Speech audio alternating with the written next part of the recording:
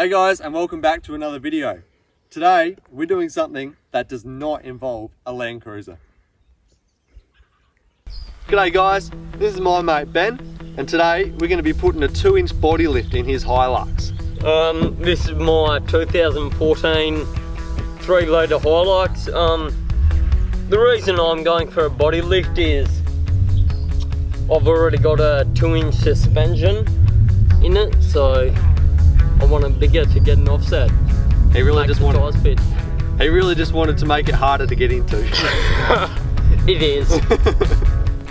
As you can see here, there's some clear evidence that the wheels have been scrubbing on the upper control arms, and this is another big reason that Ben wanted to lift the body of his Hilux. So we rolled Ben's Hilux into the shed and started examining just what we'd need to do to make this lift successful. But before I get too carried away, I want to make the changes we made very clear before I get into the video so you know exactly what to expect. These are the 2-inch blocks you'll have to put in between the chassis and the cab to raise it. You'll have to drop the radiator using these brackets because the body's going to lift but the engine will stay where it is, so the radiator will have to drop with the engine. You'll be extending the air intake hose between the air box and the turbo, just like this. These brake lines will be stretched because the chassis and the cab will be separating, but luckily you won't have to do any extensions there.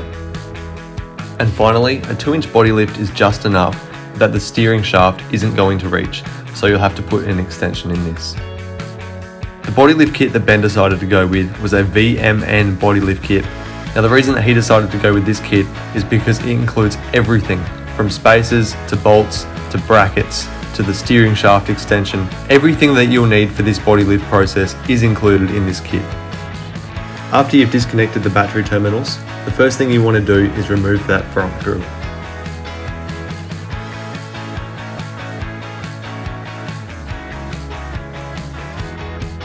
After some more observing, Ben and I decided the next thing we needed to do was remove the bull bar. This took us a really long time. In fact, it was probably the most time-consuming part of the whole process, removing the bull bar and putting it back on at the end. If you watch this time lapse real closely, you'll probably see the sun setting in the background.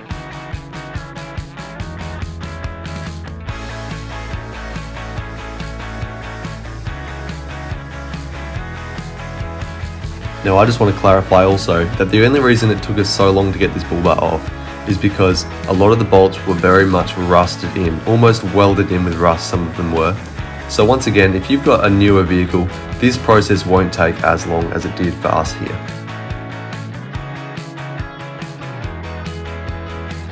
Next, you want to take the gear stick knobs off the gear stick levers, as the boots will ride up on the sticks, and it's quite possible you may have to trim these down a little bit if that's what you prefer. Also, you'll want your center console area ready, that you may have to take it apart in case the gear stick or transfer stick doesn't reach the box anymore or is interfering with the body, which is a simple fix that I'll go into more detail later. To prepare for accessing the back body mount bolts, you'll want to take those rear seats out. This isn't too hard, but beware of the hooks on the back of the seats. They can be quite tricky to actually get the seats out. But once you've done that, you'll be right ready to access those back body mounts.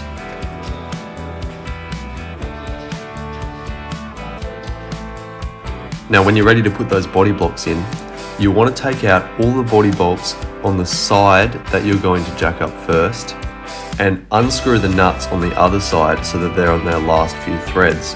This way, when you jack one side up, you'll have enough flexibility to jack it up and get those blocks in on the one side, but you'll know that the cab will still be secure and it won't slide about on the chassis, which is the last thing you want right now.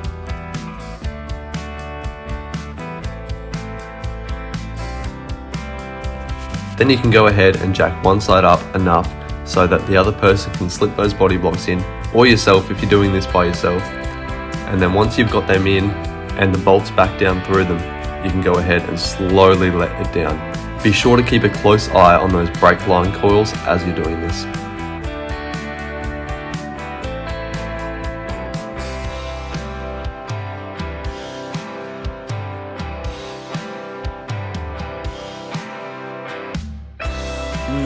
170. 160 mil. Yep. That's 215. So then once you get to the other side, be sure to do the same thing. Leave that first side with the nuts on their last few threads so they'll still hold but give you that flexibility. Then go ahead and pull all of the bolts out of the other side, and then you can go ahead and jack it up and do the same thing.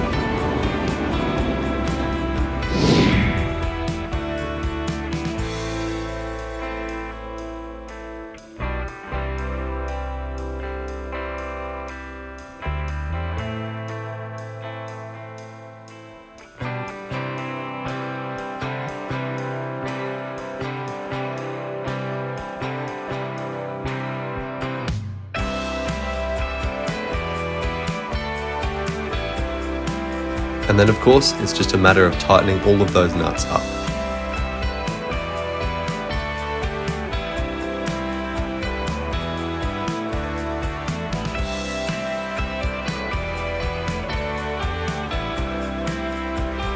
So yeah, that bit we put on here, eh? Yep. Like that. Doesn't matter which one. Probably not. No, it's the same.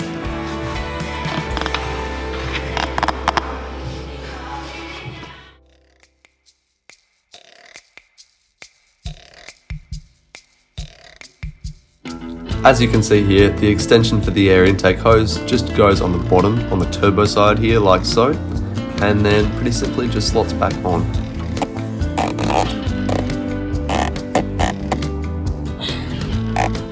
Now as far as the radiator drop goes, we actually had a lot of issues here.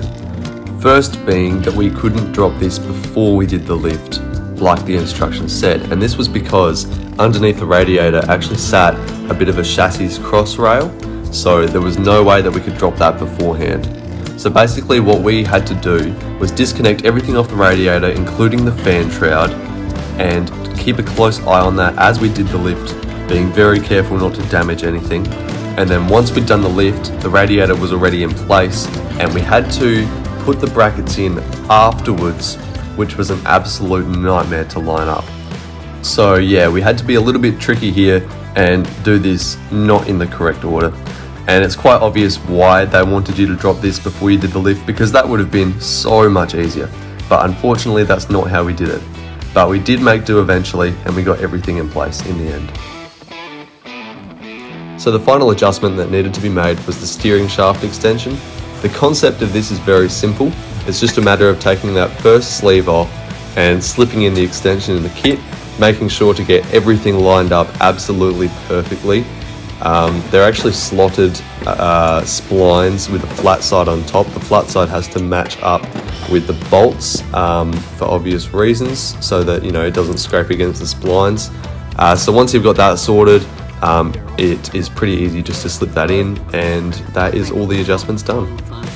There you go. It was a massive challenge, but we managed to do this, the two of us, in about 24 solid hours of work. So some people say you should put aside 6 or 8 hours for this body lift, but things go wrong on older vehicles. They're not all rust free. This bull bar itself probably was 6 or 7 hours taking off and on. Yeah, exactly. So you want to set aside a fair bit of time if you've got an older vehicle. This one's only 6 years old now. Yeah. But it still took us a lot longer, so set aside a bit of time for that, and it is achievable with 2 people. What were some of the challenges we had? I'd say major challenge was dropping the radiator. Definitely. That was a headache, because you couldn't drop it before you lifted it, and it was even harder to drop it after you lifted it. So right. Yep. That was a pain. The steering extension, that was also a pain. Yeah, that's right. Remounting the bull bar wasn't really a pain, it was just time consuming, and it just took us a long time. Having to remake those brackets and stuff. Yeah, we just had to weld a 40mm plate on top to lift it. Yep. The 4-wheel drive selector. Oh, of course, yeah. Yeah, all my gears were fine. All my driving gears were absolutely fine, but the 4-wheel drive and low range selector, that was jammed up against the body of the vehicle. Yep. Yep. And to fix that, I unbolted the gearbox and jacked it up a bit, and then, quite worryingly, I got the angle grinder inside there and cut out a bit of metal and then sealed it up with a bit of rubber. Good as gold now. As good as gold. Yeah, that's great. Yeah, so probably our biggest challenges were dropping that radiator, because we couldn't actually do it in the way that it was meant to be done. So that was a bit of a challenge. And the steering extension, you've got to get that absolutely perfect. As you'll see here, you've got to get these bolts on the same side and stuff like that. So, and if you're gonna fit a 2-inch body lift, I'd do it as soon as possible if you've got a newer car, just because of, if you're a bit like me, I spend most of my time on the beach and things like that. There's going to be rust issues on the bolts that you can't wash, and the newer the vehicle, the easier it's going to be. That's right. When you get that rust, everything's going to take longer. It can take an hour to get a couple bolts out, kind of thing. Yeah, I reckon there was one bolt on the ball bar. It took us a solid 20-30 minutes just to undo it.